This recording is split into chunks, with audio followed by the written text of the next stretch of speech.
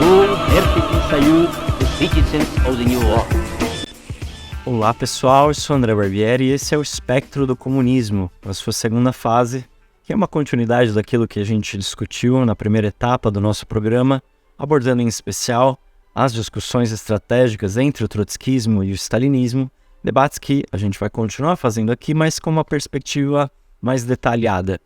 É porque o nosso intuito agora é debater teoricamente, a partir da teoria marxista, os grandes temas que atravessaram o pensamento daqueles que queriam transformar o mundo, temas históricos, grandes processos evolucionários com os quais a gente sempre pode aprender, e também a concepção marxista sobre os temas importantes da atualidade.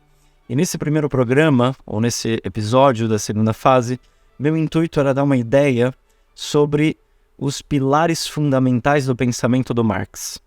Para ser mais incisivo, talvez os 7 pilares fundamentais do pensamento do Marx. Claro que eu vou tomar aqui esses pilares de maneira um tanto arbitrária, mas não sem causalidade, ou seja, todos eles são vinculados entre si aos principais fundamentos da teoria marxista. E claro, é muito importante começar essa segunda fase pelo Marx, já que a gente celebrou recentemente o aniversário de 205 anos do nascimento dessa que foi, sem dúvida, uma das mentes mais brilhantes do mundo moderno. É o pensador mais influente da humanidade desde o momento do seu nascimento, em maio de 1818. E sabendo que o Marx é, antes de mais nada, um revolucionário, mas com muita importância o Marx é um nosso contemporâneo, no sentido de que ele não fala de um mundo que já não existe mais. Ele fala de um mundo que existe sobre circunstâncias presentes na nossa modernidade, em primeiro lugar, sobre o sistema social de produção em que a gente vive. Só que o Marx é contemporâneo nosso por vários outros motivos. Eu vou selecionar alguns desses pontos, para tomar aquilo que eu chamei de maneira tentativa no início como os 7 pilares fundamentais do seu pensamento. ¿Qué estás leyendo? A Carlos Marx. No serás comunista, ¿verdad? ¿Hay que ser comunista para leer a Carlos Marx? Bom, o primeiro deles. Para começar, o Marx é um pensador da totalidade e não da fragmentação. E isso é importante porque nas últimas décadas a gente viu uma enorme marca do pensamento fragmentado na esteira da ascensão neoliberal. A gente poderia sintetizar esse pensamento fragmentado que é próprio do pós-modernismo como uma tentativa de pensar e refletir sobre cada tema isoladamente, de maneira isolada, abandonando a lógica de funcionamento da totalidade social. E essa é a essência do pensamento pós-moderno, que chega ao cúmulo de questionar a própria realidade objetiva do mundo, em nome de uma percepção pessoal de cada um. Ou seja, cada um se atribuiria o papel de juiz máximo daquilo que existe e daquilo que não existe, de acordo com as suas afecções ou suas sensações individuais. E esse tipo de pensamento fragmentado está muito presente na elaboração contemporânea de autores, como por exemplo o Ernesto Laclau, a Chantal Mouffe, em que a realidade, as relações sociais e políticas, todas elas se baseiam no discurso, em símbolos que estão destituídos de uma dimensão existencial, deixando até mesmo de reconhecer a realidade do capitalismo. E esse pensamento da fragmentação dá a ilusão de que se pode entender o mundo apenas olhando para uma de suas partes, sem compreender os nexos internos da economia mundial, das relações entre os estados e, claro, da luta de classes mundial. E o resultado dessa departamentalização do pensamento é separar a crítica, por exemplo, do patriarcado da crítica do capitalismo, ou a abordagem da crise ambiental, que é tão importante nos nossos tempos, separada da existência do capitalismo, ou a crítica do racismo, separada da permanência do modo de produção capitalista. Tudo isso seria a separação da parte do todo. E contra essa fragmentação do pensamento, Marx é o pensador da totalidade social. Ele entende o mundo como síntese de múltiplas determinações, como unidade do diverso. Esse é o movimento da totalidade, que como método de investigação que o Marx sempre usou, se apropria da matéria em seu desenvolvimento e vai rastreando todos os nexos internos com o restante dos fenômenos.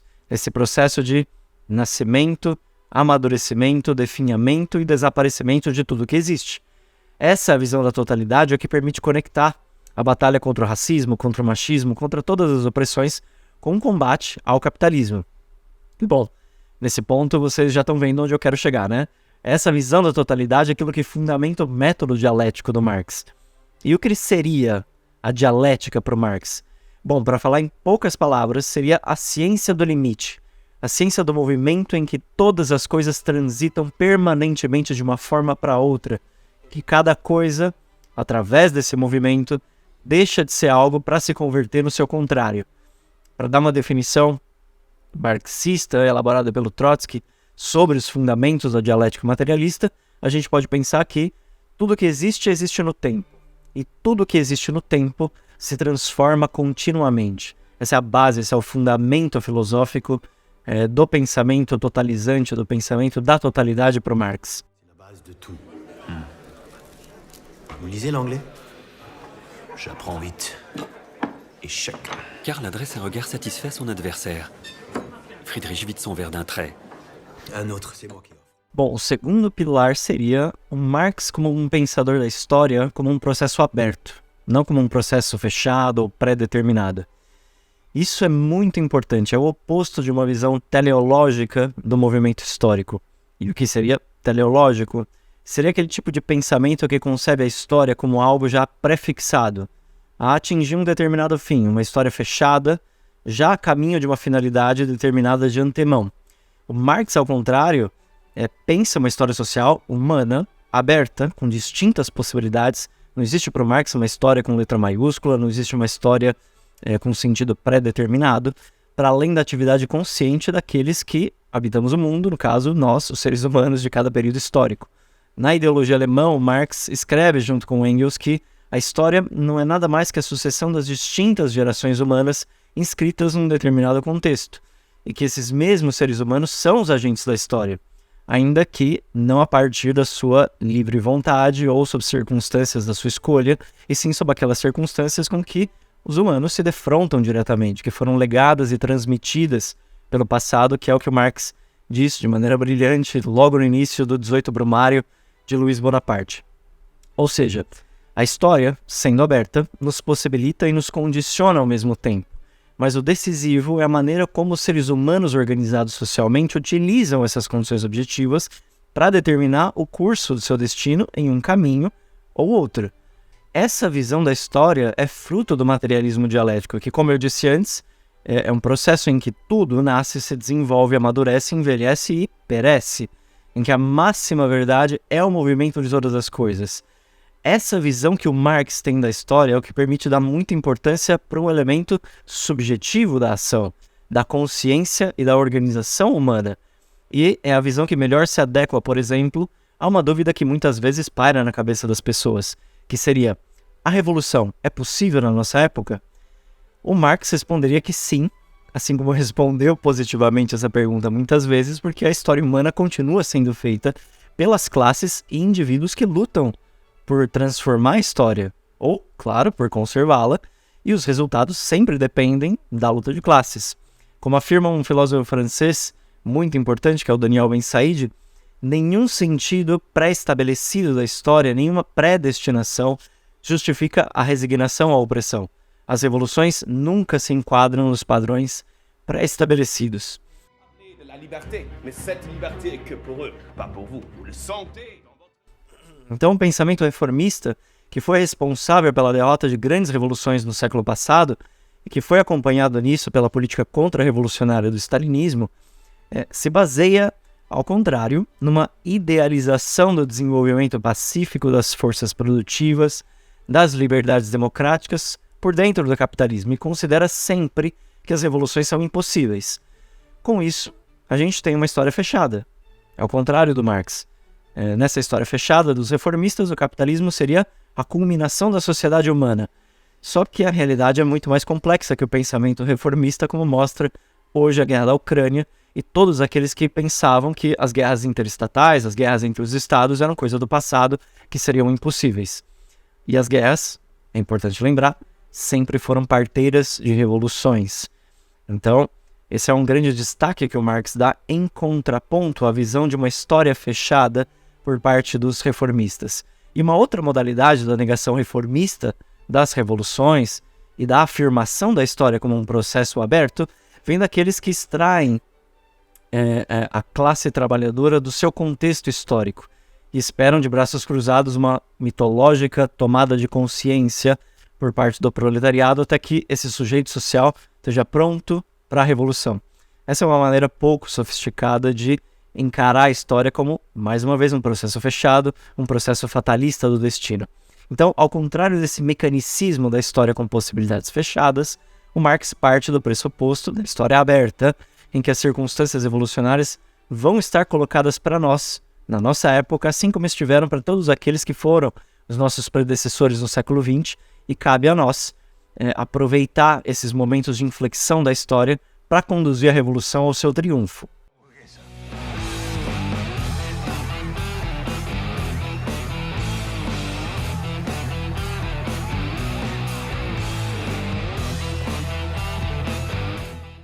Bom, o terceiro pilar que eu selecionei aqui foi a crítica do Marx a uma concepção da individualidade humana que estaria para além da história.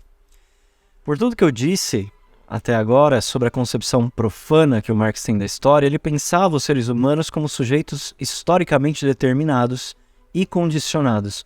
Não existe nada que possa ser situado fora da história para o Marx.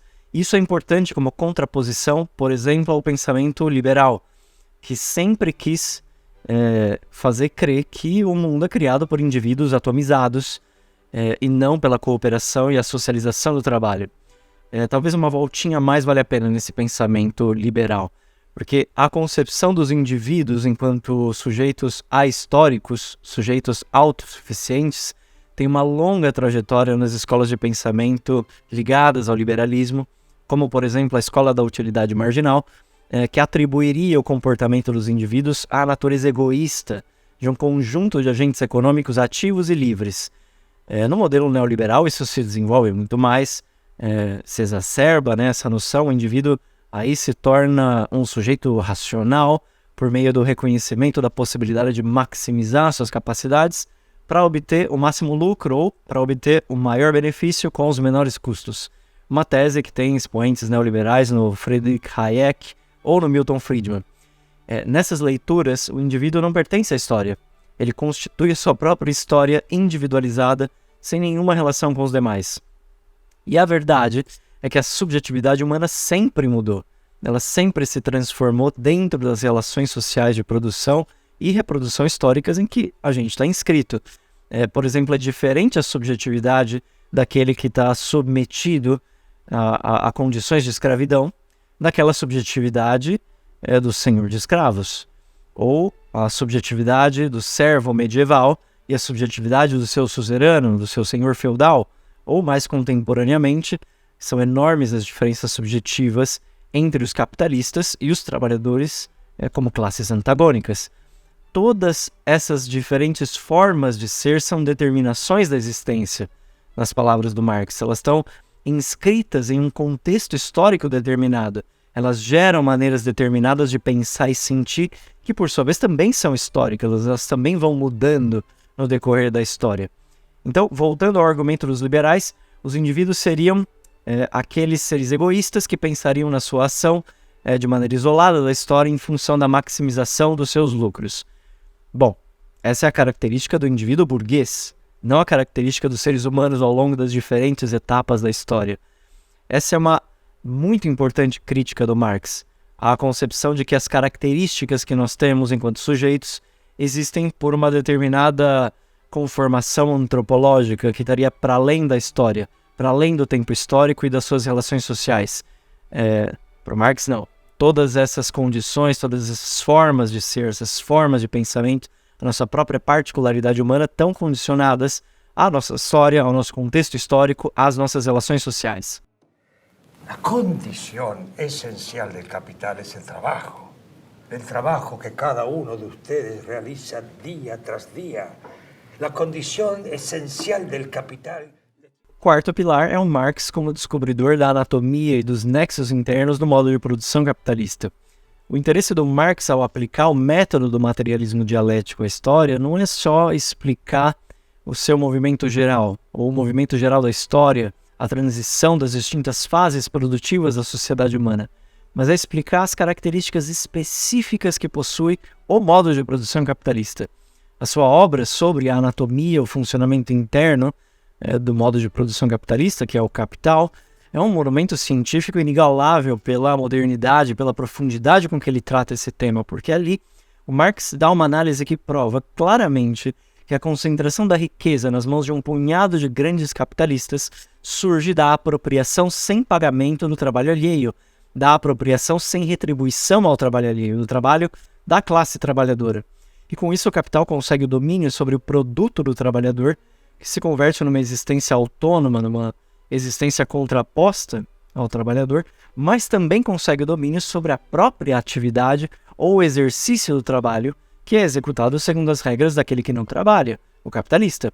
Por isso, nos Grundrisse, que são os rascunhos de 1857, 1859, desse livro aqui, os rascunhos que precederam a escrita do Capital, Marx define o capital como uma relação de domínio, uma relação de comando sobre a capacidade de trabalho viva.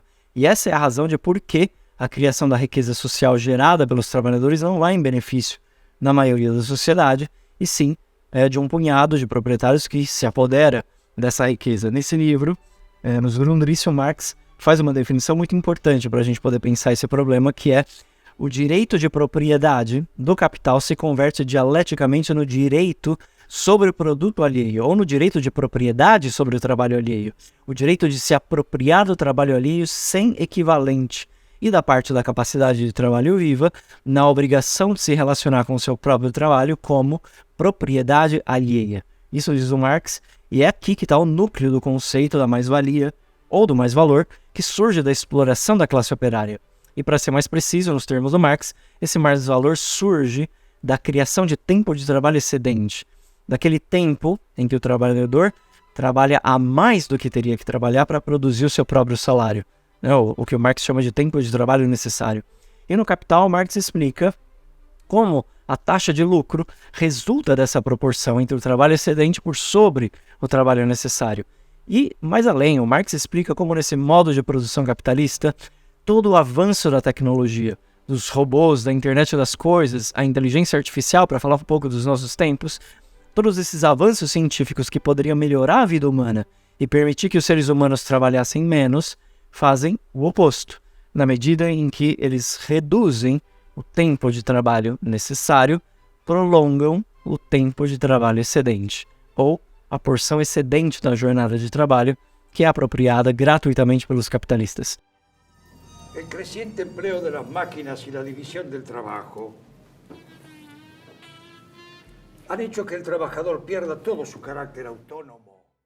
Então, o que o Marx quer nos dizer aqui? Que a gente trabalha muito mais do que seria necessário para reproduzir as nossas forças vitais e desenvolver todas as condições para que a gente possa aperfeiçoar ao máximo as nossas capacidades criadoras. E, por isso, Marx nos ajuda a entender como esse sistema, longe de qualquer concepção liberal de uma distribuição racional dos recursos pelo mercado, é absolutamente irracional.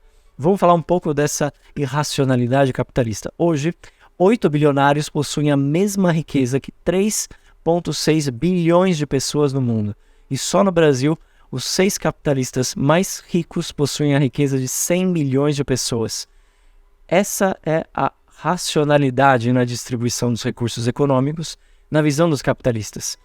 Para o lucro de alguns especuladores, se constroem moradias gigantescas em que ninguém vai morar, enquanto não se constroem moradias para quem necessita. Esse é um sistema em que 800 milhões de pessoas passam fome no planeta, enquanto 30% dos alimentos produzidos são jogados fora. Um sistema em que, de um lado, existem milhões de pessoas que são obrigadas a perder a vida no trabalho, trabalhando 12, 13, 14 horas, e, de outro lado, existem milhões que não conseguem ter acesso ao trabalho, que estão cronicamente desempregados. Isso para não falar nas consequências do trabalho precário, em que operadores de armazéns de logística, como o da Amazon, por exemplo, já não têm forças nos braços para carregar os seus próprios filhos, ou os entregadores que carregam o dia todo comida nas costas e provavelmente não vão poder comer essa comida, ou os trabalhadores terceirizados da limpeza, que, por exemplo, na maior universidade da América Latina, a USP, não tem direito sequer a andar no circular interno da universidade. Eu ouvi recentemente de uma amiga aeroviária que ela tem um colega do aeroporto que está preocupado de perder gradativamente a audição pela poluição sonora das turbinas ali na pista de pouso e não poder mais ouvir os concertos do Mozart que ele gosta.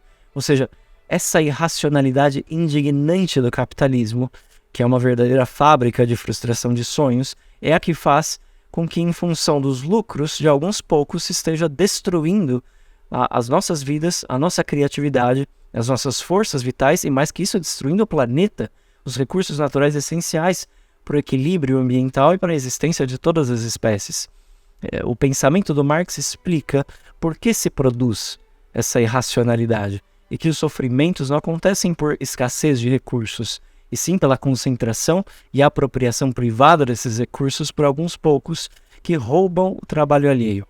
Assim, sem o Marx, seria impossível entender como funciona o capitalismo contemporâneo e como fazer para destruir e superar esse modo de produção, retomando dos capitalistas os meios de produção para que todos esses espetaculares desenvolvimentos da ciência, da técnica, da cultura sirvam para reduzir o tempo de trabalho necessário ao mínimo possível e libertar as capacidades criadoras dos seres humanos para que estejam realmente a serviço da melhoria de todos em harmonia com a natureza.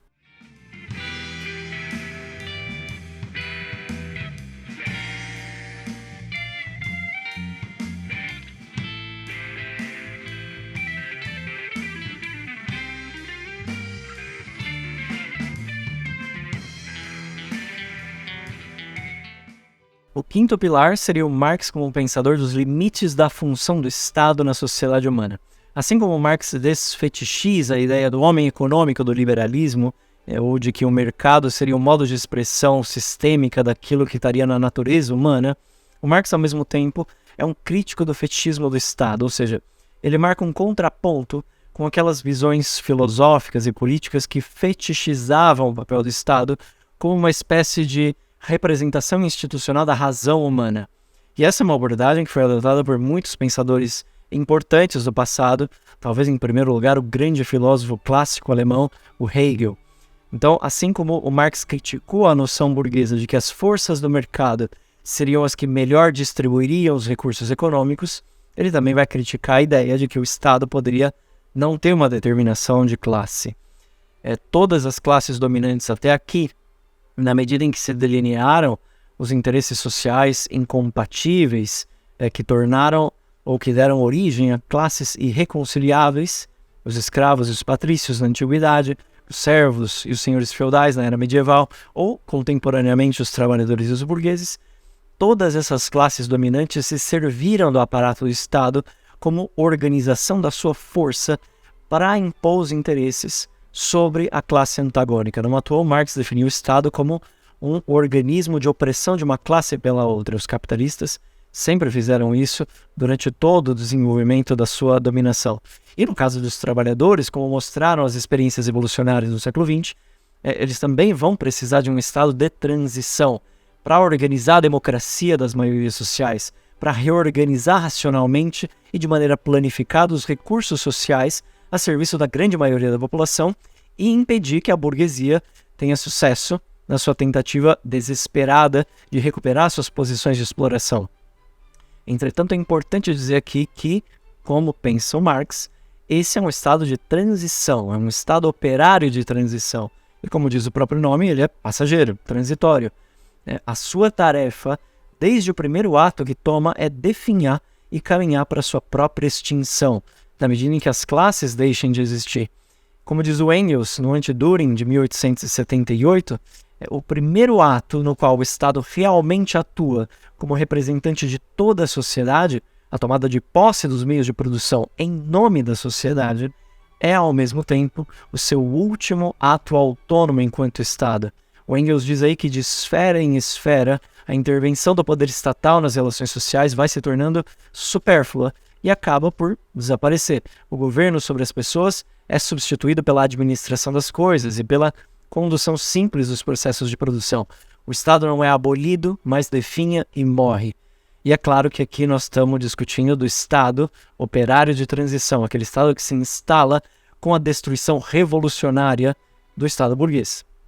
Então a crítica que o Marx faz ao anarquismo, que considerava a possibilidade do desaparecimento do Estado da noite para o dia, sem levar em conta a realidade da luta de classes, era acompanhada também pela crítica à estadolatria, ao fetichismo do Estado, ou do Estado forte, como uma entidade atemporal, ahistórica ou eterna, que foi uma concepção desenvolvida pelos reformistas social-democratas e também depois pelos stalinistas. Esses que acham supostos comunismos em qualquer estado totalitário, seja na China, seja em Cuba, na Coreia do Norte, na Venezuela, etc.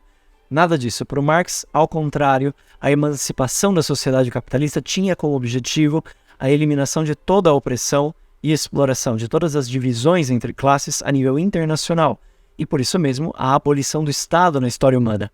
El poder político, hablando con propiedad, es el poder organizado de una clase para la opresión de otra. Si el proletariado, en su lucha contra la burguesía, se constituye indefectiblemente en clase y se vuelve la clase dominante a través de una revolución y como clase dominante destruye violentamente el antiguo régimen de producción, suprime con estas relaciones de producción las condiciones del antagonismo de las clases en general, y por lo tanto su propia dominación como clase. O sexto pilar é a visão do Marx sobre a classe trabalhadora como um sujeito revolucionário na nossa época, e não só como objeto de exploração. E aqui é importante dizer que se trabalhou muito durante as últimas décadas para impedir que a classe trabalhadora reconhecesse essa sua potencialidade como classe produtora. Muitos livros foram escritos para dizer que a classe operária não existe mais, que ela não tem razão de ser, ou que o mundo mudou de forma tal que a riqueza social já não é mais produzida pelo trabalho das assalariadas e dos assalariados. Bom, isso é completamente falso, tem por objetivo omitir a classe trabalhadora sua própria potência para mudar o mundo, em aliança com os movimentos de todos aqueles que compõem a classe trabalhadora, as mulheres, os negros, os imigrantes, os indígenas, a comunidade LGBT, entre outros. E isso é muito importante porque o Marx diz que o capitalismo não pode evitar a produção dos seus próprios coveiros, ou seja, a força social capaz de pensar e atuar por outra alternativa civilizatória a essa sociedade que a gente vive. Então, em certos debates, a gente até ouve as pessoas dizerem que essa já não é mais a realidade em que a gente vive, porque a classe trabalhadora já não ou já não tem mais a importância que teve no século XX. Eles nos dizem que, diferentemente da época do Marx, a classe trabalhadora não é mais aquela portadora potencial de hegemonia e de novas relações sociais.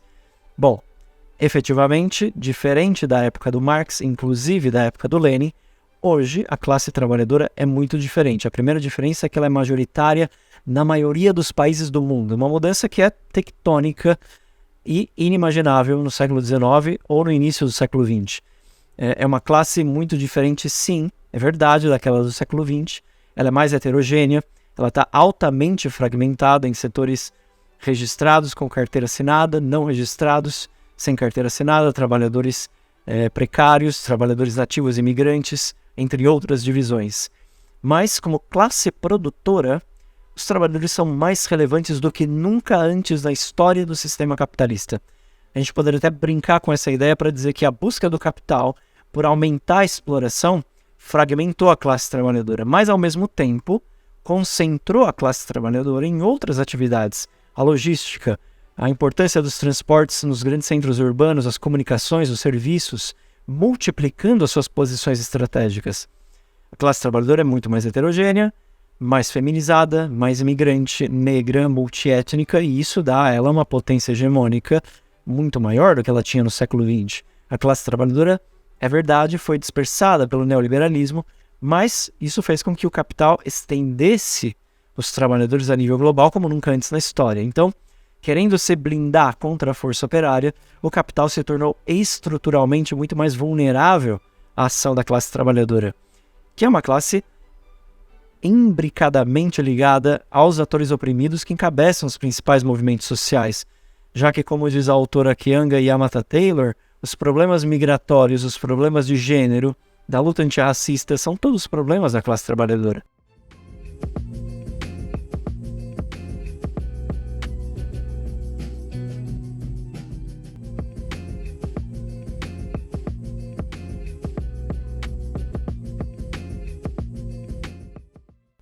Então, nada do que existe se pode explicar sem a criatividade dessa classe que ocupa os centros nevrálgicos da economia mundial. E os que defendem esse sistema capitalista sempre querem convencer de que tudo que existe no mundo depende de gênios bilionários, como é o caso do Jeff Bezos, da Amazon, ou do Elon Musk, da Tesla. Só que nenhum desses supostos gênios seria absolutamente nada sem o trabalho cooperativo de dezenas de milhares de pessoas, sem a apropriação privada de todo esse trabalho cooperativo e associativo daqueles que realmente participam da criação, da produção e da inovação tecnológica. E essa é uma grande contradição no pensamento da direita, que contra o Marx sustentou que não é o trabalho cooperativo e a socialização da produção o que aumentou a produtividade humana. Só que efetivamente é essa a base de todos os avanços que a gente conquistou, porque eles se dão em base à socialização e não à individualização do trabalho. Menos ainda por conta de indivíduos que não trabalham, como o Jeff Bezos e o Elon Musk. Toda essa ideologia, por um lado, serve para melhor explorar a classe trabalhadora. E, por outro lado, serve para dividir as fileiras dos oprimidos, separando os trabalhadores como classe produtora dos distintos movimentos sociais, do movimento negro, do movimento de mulheres, do movimento indígena, das diversidades sexuais, debilitando assim a capacidade de enfrentamento aos capitalistas e ao seu Estado. Então, mais uma vez, não existe nada mais falso, nada mais afastado da realidade do que imaginar que as possibilidades criadoras avançam por meio do trabalho do indivíduo. Elas se concretizam pela cooperação e pelo trabalho socializado, e dentro disso os indivíduos podem desenvolver a sua energia, a sua criação. Então, como classe produtora e detentora dessas principais posições estratégicas na economia capitalista moderna, os trabalhadores são, sim, um sujeito revolucionário, como dizia o Marx. E isso não significa que os trabalhadores sejam revolucionários a qualquer momento, porque os preconceitos e as divisões alimentadas pelas burocracias, pelos reformistas, podem fazer com que a subjetividade dos trabalhadores fique mais atrasada ou não esteja à altura das suas tarefas históricas. Mas nada disso anula o potencial estratégico da classe trabalhadora. O que ela faz é complexificar os problemas da articulação possível com todos os setores oprimidos para que essa força potencial seja desatada num sentido socialista, anticapitalista e revolucionário.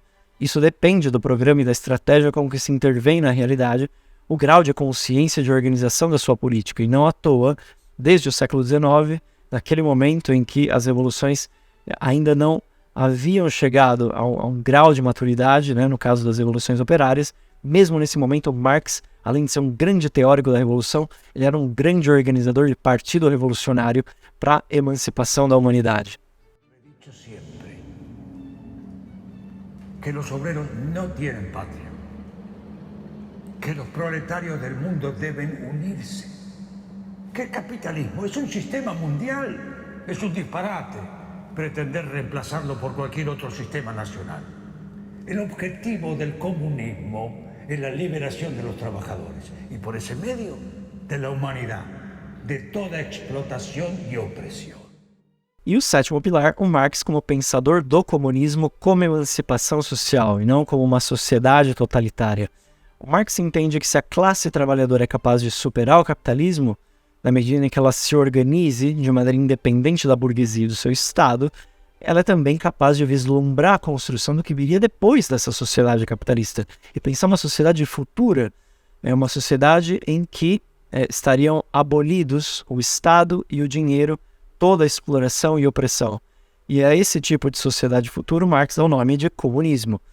E sendo um materialista, Marx não busca explicar em todos os seus detalhes como seria a vida no comunismo.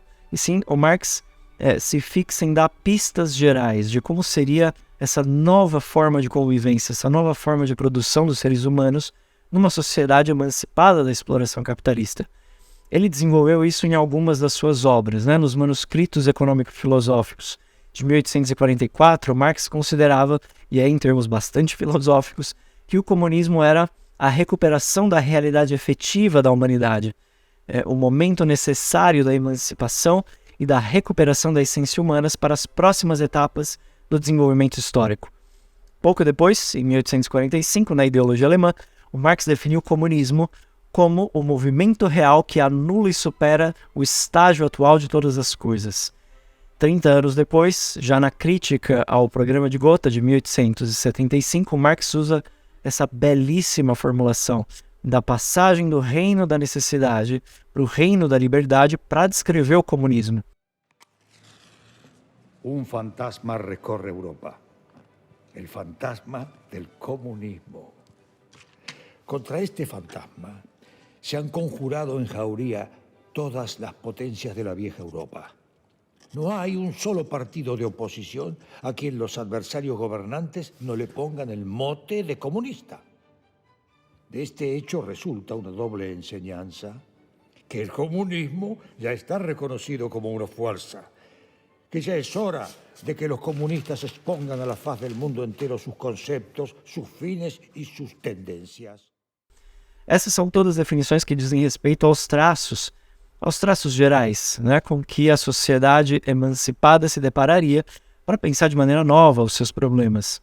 Então, para o Marx, libertados do reino da necessidade, passados ao reino da liberdade, nós podemos desenvolver livremente a individualidade de todos os membros da sociedade. A gente sai daquela condição em que simplesmente os capitalistas, os que detêm os meios de produção, são aqueles que pensam como desenvolver a sua livre individualidade.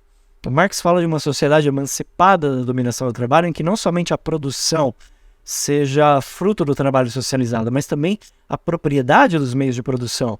Por exemplo, as fábricas, as terras, as ferramentas, as indústrias, os processos químicos, todos eles sejam socializados, acabando com o próprio conceito de propriedade, tal como a gente conhece, e dando a oportunidade para planificação democrática de todos os recursos econômicos e para o surgimento, assim, de uma nova identidade humana, a identidade de produtores e produtoras livremente associados que produzem para o benefício de todos. E dessa forma, olha que interessante, o comunismo para o Marx daria origem a uma outra racionalidade à existência humana, uma racionalidade muito distinta daquela do mercado, uma racionalidade que parte de satisfazer as nossas necessidades como base para o livre desenvolvimento da nossa individualidade, aquilo que o capitalismo nega para toda a população. E o Marx não tem nenhum preconceito contra a tecnologia, pelo contrário, ele e o Engels sempre se entusiasmaram, discutiam nas suas cartas todas as grandes descobertas da ciência no século XIX.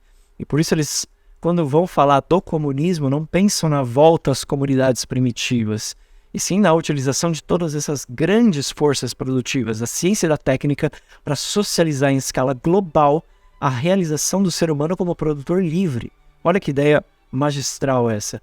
Essas são as pistas de como seria a sociedade emancipada do comunismo, e elas estão claramente pontuadas na obra do Marx, e são aquilo que nos motiva no presente para pensar uma sociedade alternativa, para que o nome do comunismo, esse nome tão bonito, não seja associado à ideia de uma sociedade totalitária e burocrática, como quiseram os stalinistas, e sim volte a ter o sentido original de máxima liberdade para o livre desenvolvimento de todas as capacidades humanas, com a liquidação de toda a opressão, de todos os aparatos estatais, das relações de mercado, não no nível de um só país ou de poucos países, mas a nível mundial. En la sociedad comunista por la que luchamos, no hay lugar para el Estado de ningún tipo. Se trata de que los trabajadores conquisten su libertad, de terminar con el trabajo impuesto por la necesidad, donde las personas puedan dedicar toda su energía al ocio creativo de la ciencia, el arte, la cultura, y desplegar así todas las capacidades humanas y establecer una relación más armónica con la naturaleza. E como Trotsky destacava, o propósito do comunismo é desenvolver a técnica para que a matéria dê ao ser humano tudo aquilo que ele precisa e muito mais.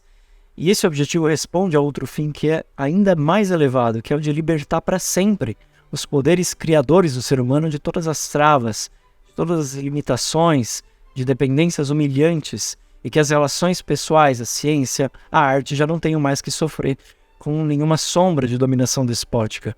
E por isso a perspectiva da Revolução Socialista é aquela que responde, no século XXI, o caminho para abrir caminho, de fato, ao comunismo, né? Incluindo a libertação de todo o trabalho, para que os seres humanos empreguem as suas capacidades numa relação equilibrada e não predatória com a natureza. Nessa perspectiva do comunismo, como dizia o Marx, já não se trata mais de reformar a propriedade privada, mas de abolir essa propriedade. Não de atenuar os antagonismos de classe, mas de eliminar as classes, e não de melhorar a sociedade existente, e sim de estabelecer uma nova. Então, esses são 7 pilares, alguns dos pilares fundamentais do pensamento do Marx que eu queria discutir aqui com vocês nesse episódio inaugural da segunda fase do espectro do comunismo. Espero que vocês tenham gostado disso. Também chamo todo mundo aqui viu esse vídeo para poder compartilhar, comentar também no nosso canal, dar sugestões sobre temas que a gente poderia abordar teoricamente aqui a partir do marxismo no nosso programa. Nosso canal de comunicação vai ser o Ideias Esquerda, né? Ali que o pessoal vai poder encontrar todos os nossos vídeos. Então, espero que vocês tenham gostado e até o nosso próximo episódio.